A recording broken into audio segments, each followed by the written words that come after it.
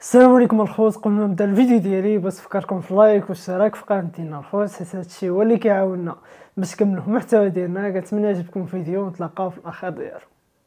مش لدرجه انه يروح رئيس الجمهوريه رفقه وفد هام مع قائد اركان الجيش ومعه الوزراء ومعه قاده الامن والمخابرات والشرطه والدنيا. وشنو راح يدشن؟ راح يدشن روبيني تاعنا، راح يدشن روبيني تاع هاي. حسنا نشوفوا وسيله تدشين. ها رئيس تبون، ها وين القياده راكم تشوفوا.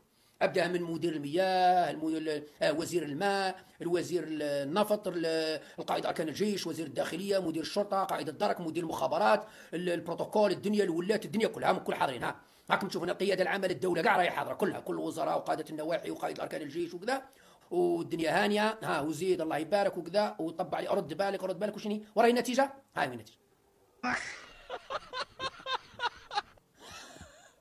هاي النتيجه. راح رئيس باش يدشن روبيني تاع الماء والناس تضحك. راح يدشن في روبيني تاع الماء. تبون راح الوهرم باش يفتح العين الحنفيه يصب منها الماء ويصفقوا ويجي رايح. هل هذا انجاز عظيم نفتخروا به ونعتز به؟ يا ربي والي ولايه وهران وكبير عليه، المفروض يروح رئيس بلديه وهران يدشن المشروع وصلات كنبي. الدنيا كل بعد كيقولوا له فتحنا روبيني تاع الماء سالت العين. هاي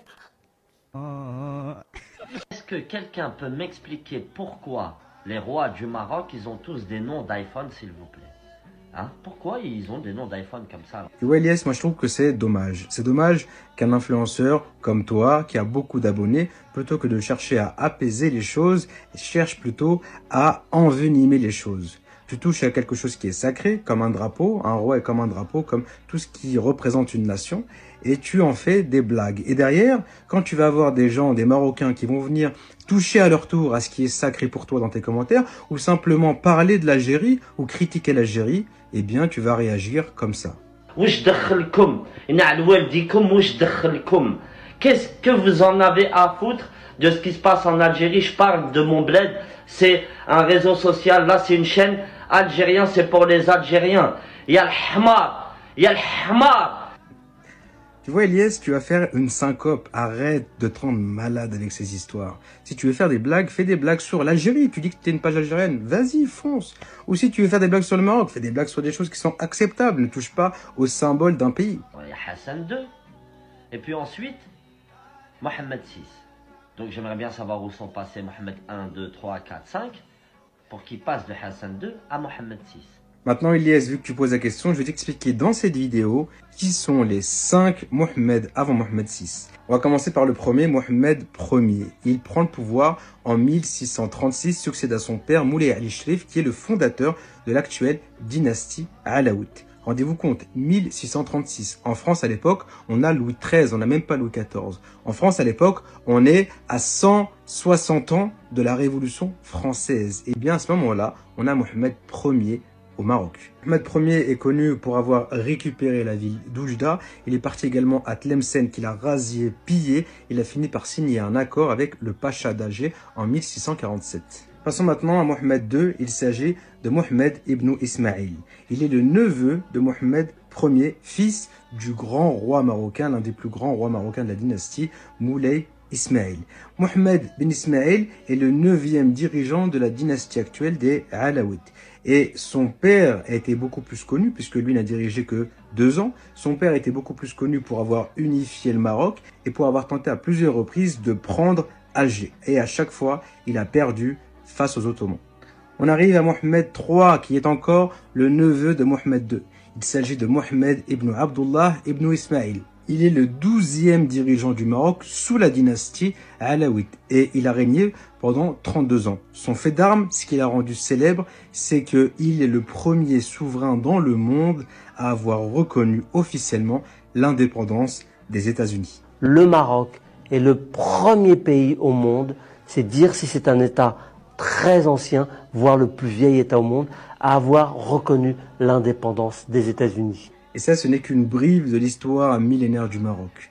Des rois qui sont rentrés dans l'histoire à tel point que dans le monde entier, on parle d'eux, notamment aux États-Unis. The first nation to recognize my country was Morocco. One of the first countries to recognize the United States as an independent nation was a Muslim country, Morocco. No country has been a friend of the United States longer than Morocco. You were the first nation to recognize us back in 1777. On passe donc à Mohammed IV, qui est l'arrière-petit-fils de Mohammed III. Il est Mohammed ibn Abdurrahman ibn Hisham ibn Mohammed. On continue avec Mohammed V, qui est l'arrière-petit-fils à nouveau de Mohammed IV. Il est Mohammed ibn Yusuf ibn Hassan ibn Mohammed. Mohammed V, un très grand roi qu'on ne présente plus. C'est le premier à être passé de sultan à roi, puisque ses prédécesseurs étaient tous des sultans dirigeant un sultanat, et il est devenu le roi dirigeant un royaume. Mohammed al-Khamis, Mohammed V, est connu parce qu'il s'est opposé au protectorat français, et la France l'a exilé, lui et son fils Moulay al-Hassan, d'abord en Corse, puis à Madagascar.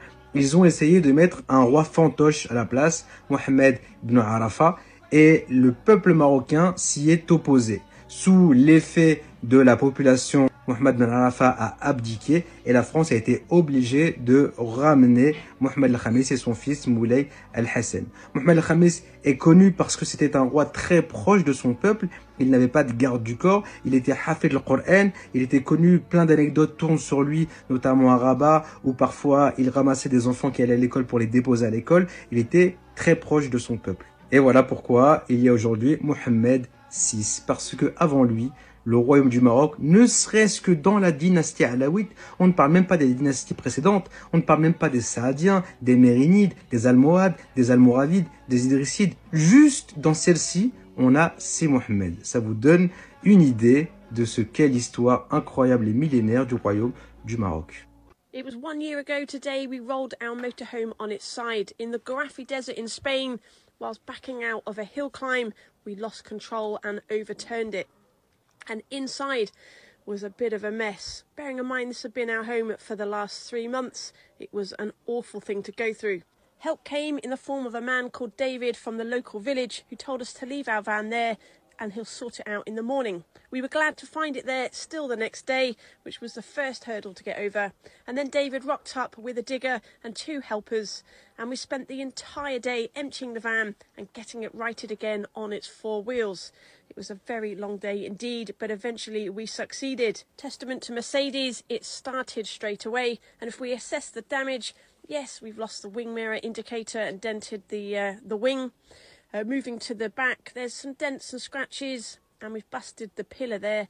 But overall, it wasn't too bad considering the ordeal that we had just gone through. Inside was a complete mess, everything everywhere, and lots of the units had pulled away from the walls. So we've got a lot to sort out here. But we got it on the road, we got it started, and we got out of there. That's one way to get over an accident. Just drive on a gravel path for another 20 kilometres with a sheer drop either side. The next shocker was insurance. Despite being fully comprehensive and EU cover, we were sadly not covered off-road. Therefore, any dirt track sits outside of your insurance policy. A very hard lesson to learn indeed. For us, we just had to spend the time putting it back together, and testament to Haima, she is made incredibly well and just slotted back. We literally spent about 4, 5, 6 days trying to put our home back together with external help to make her road legal. And then came the hunt of pasta. If you've been following, we found pasta every day for a long time, and it's been a running joke. But a bit of a polish and a clean and we were there. And externally, we had the whole side of the motorhome repaired by a lorry repair workshop rather than a motorhome workshop, which saved a few quid. An expensive mistake for us to have gone through, but with some stickers, she was good as new. Beginning of November, we hit the road again and embarked on the start of a 5-month road trip, taking us through France, Switzerland, and into Spain, and it's been wonderful to get back on the road again. And yes, we still do drive on tracks. It was completely our error, the accident, but we are super cautious. Right now we're in Morocco with 1 month left of our travels. Morocco has been a wonderful country to explore. I mean, look at that for a backdrop. It's been incredible, even touch-based in the Sahara Desert. So we've learned a lot over the last 2 years about how to drive our vehicle, what it's capable of, how strong it is and how amazingly built it is. But what we haven't lost is our sense of adventure. We've been so lucky to get back out here again. We cherish every single day. And thank you guys for following along.